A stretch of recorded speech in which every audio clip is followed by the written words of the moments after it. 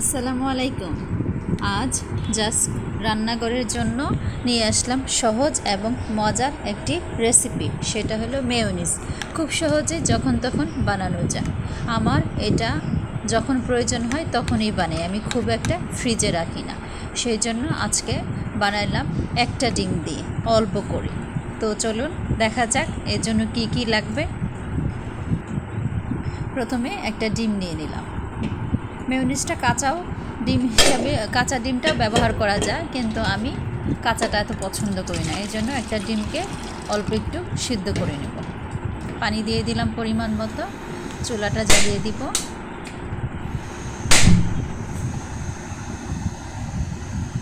তিন থেকে 5 মিনিটের মতো ডিমটাকে আমি বয়েল করব।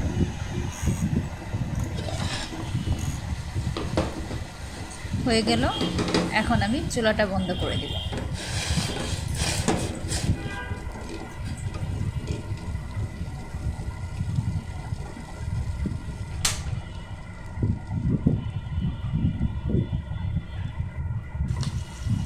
আমি ডিমটাকে ঠান্ডা পানিতে রেখে এটাকে ছুলে নিচ্ছি।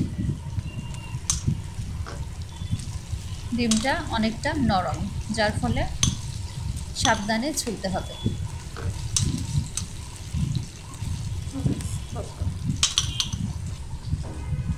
এই দেখেন, একদম তুলতুলে।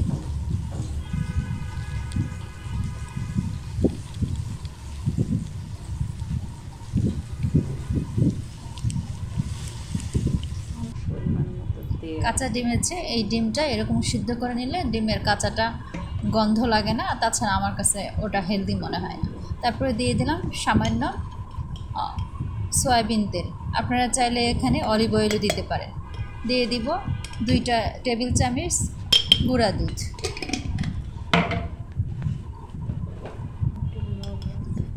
সামান্য একটু লবণ,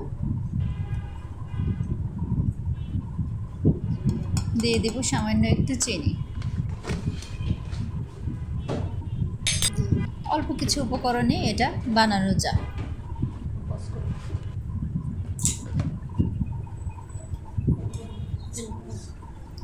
দিয়ে দিব 5-7টা গোলমরিচ। এখানে চাইলে আপনারা সাদা গোলমরিচটাও দিতে পারেন, আমি এটাকে একটু থেতলিয়ে নিয়েছি। এখন ব্লেন্ডারে মুখটা লাগিয়ে ব্লেন্ড করে নেব।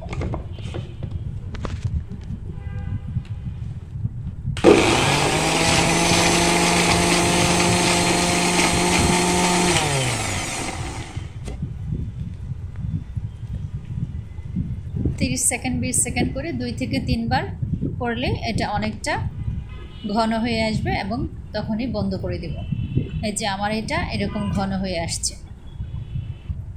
এখন আমি বাটিতে নামাই, দেখলে বোঝা যাবে যে এটা কতটা ঘন ছিল। এই যে এইরকমের ঘনত্বটা। এটা আবার এখন যতটুকু পাতলা লাগছে, সেটা যখন আমরা ফ্রিজে রেখে দিব আধা ঘন্টা বা 1 ঘন্টার জন্য, তখন এটা আরও অনেক ভারী হয়ে যাবে।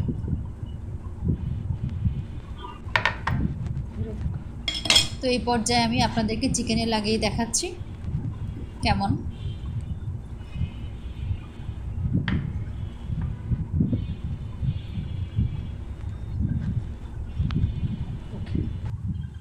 আমি সবসময় অল্প করে বানিয়ে ফ্রেশ খাওয়ার চেষ্টা করি। এই যে আধা ঘন্টা বা 1 ঘন্টার পরে ফ্রিজ থেকে যখন বের করলাম, এইরকম ঘনত্ব হয়ে গেছে। আগে যতটা পাতলা ছিল সেটা এখন আর নাই।